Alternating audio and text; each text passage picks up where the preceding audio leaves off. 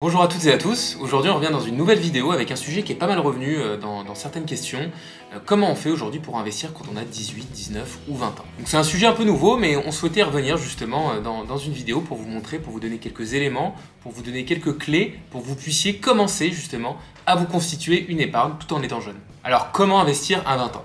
Il faut savoir qu'à 20 ans, on est encore assez jeune, on sort d'études, ou alors on y est encore, on commence peut-être à rentrer dans la vie active. En tout état de cause, on est majeur et responsable. Et cette maturité, justement, elle passe par le fait de commencer à se constituer une épargne.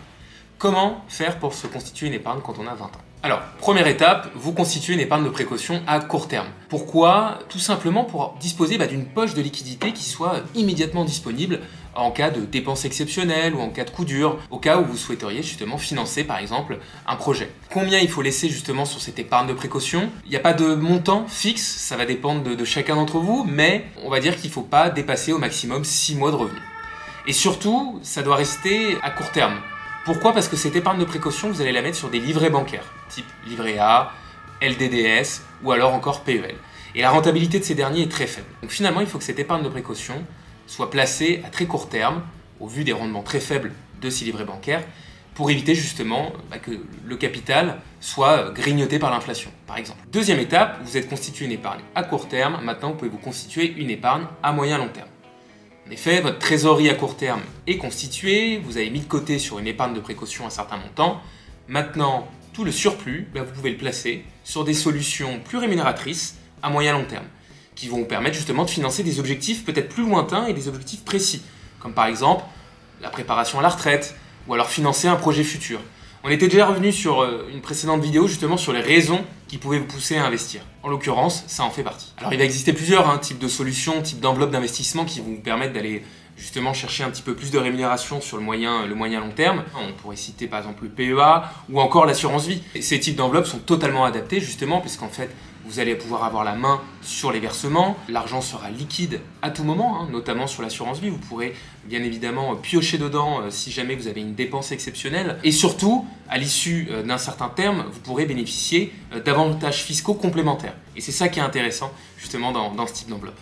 Donc voilà, vous êtes constitué une épargne de précaution, vous avez investi dans des solutions à moyen long terme avec un objectif précis. L'important, ce qu'il faut retenir, c'est qu'il faut commencer à épargner le plus tôt possible. Pourquoi? Tout simplement parce qu'à long terme, les perspectives de rendement sont plus intéressantes. En effet, investir à long terme vous permet de maximiser vos perspectives de rentabilité, vos perspectives de rendement et surtout de réduire le risque de perte en capital. Notamment sur des solutions d'investissement plus risquées telles que l'assurance vie ou le PEA, plus risquées que des livrets bancaires. Souvenez-vous, sur le PEA ou l'assurance vie ou même sur d'autres enveloppes d'investissement, il peut y avoir des hauts et des bas, mais ce qu'il faut retenir, c'est qu'à long terme, il y a plus de hauts que de bas et la tendance est généralement positive à long terme. C'est ça qu'il faut retenir. Et surtout, investir le plus tôt possible vous permet également de profiter plus longtemps de la magie des intérêts composés. Alors, les intérêts composés, qu'est-ce que c'est? Très rapidement, c'est le fait que les gains que vous avez générés vont être réinvestis pour générer à eux-mêmes des gains. Grosso modo, c'est l'effet boule de neige. Alors bien évidemment, quand on a 20 ans, ça peut faire peur de se lancer dans l'investissement ou dans l'épargne. Sachez que si vous avez besoin, vous pouvez vous faire accompagner justement pour déterminer quelle somme vous devez placer sur une épargne de précaution, quelle somme vous pouvez investir à moyen long terme sur des solutions plus risquées mais plus rémunératrices.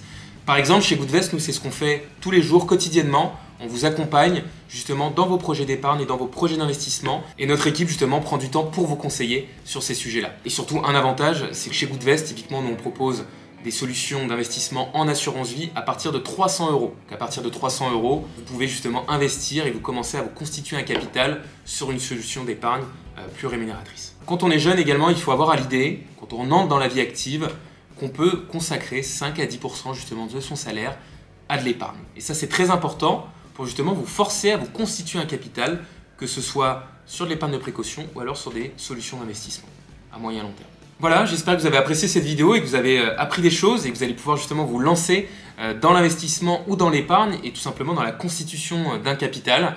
Si vous avez des questions, n'hésitez pas à les partager en commentaire. Si vous avez des suggestions de vidéos, n'hésitez pas également à commenter cette vidéo.